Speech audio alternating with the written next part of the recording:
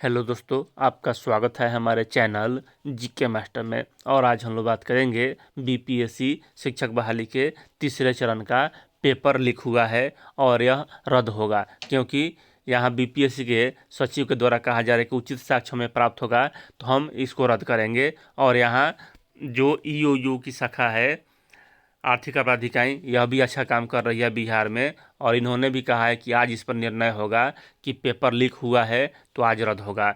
और उसके बाद सबसे बड़ी यहाँ की अस्थायी अध्यक्ष की नियुक्ति परीक्षा समाप्त होने के बाद 15 तारीख को ही हुआ। यह भी समझने वाली बात है कि कहीं ना कहीं सरकार और आयोग को मालूम चल गया है कि पेपर लीक हुआ है, तभी यहाँ आपातकालीन स्थिति में अस्थायी अध्यक्ष की नियुक्ति किया गया है। जिस दिन एग्जाम था उसी दिन यह नियुक्ति 1 मार्च के भी हो सकता था, 10 मार्च के भी हो सकता था, कि किसी प्रकार कोई गड़बड़ी नहीं हो। लेकिन यहाँ बिना अध्यक्ष का एग्ज़ाम लिया गया, तो इसमें फर्जीवाड़ा होना बहुत कि ज़्यादा हद तक। देखिए, यहाँ शिक्षक नियुक्ति परीक्षा के पेपर लीक की आशंका, 300 परीक्षार्थी हिरासत में। बिहार लोक सेवा आयोग बीपीएससी के द्वारा शुक्रवार को आयोजित हुई शिक्षक नियुक्ति परीक्षा का पेपर लीक होने की आशंका है।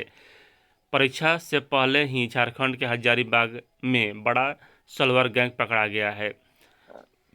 बिहार पुलिस की आर्थिक अपराध इकाई ईओयू और झारखंड पुलिस की संयुक्त टीम ने हजारीबाग में छापेमारी कर परीक्षा देने आए रहे 300 परीक्षार्थियों को हिरासत में ले लिया।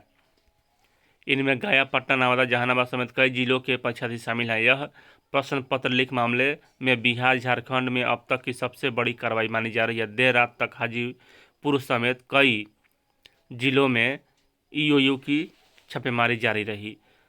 पुलिस सूत्रों के अनुसार इन सभी परीक्षार्थियों को 2 दिन पहले 5 बसों से हजारीबाग लाया गया था। होटल में रहकर इन्हें प्रश्नों के उत्तर की तैयारी कराई जा रही थी। शुक्रवार अगले सुबह इन्हें बिहार के विभिन्न सेंटरों में परीक्षा देने जाना था, लेकिन इससे पहले पुलिस की दबिश हो गई। परीक्षार्थियों की पूछताछ जारी है।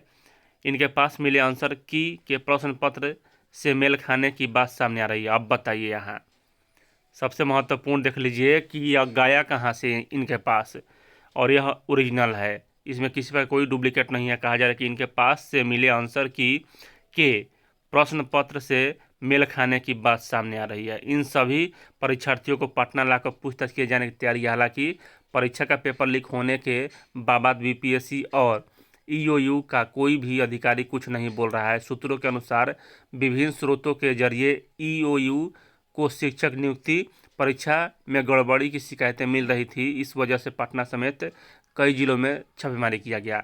और देखिए, यहाँ बिहार का जो ईओयू है, यानी कि आर्थिक अपराध इकाई, यह बहुत अच्छा काम कर रही है।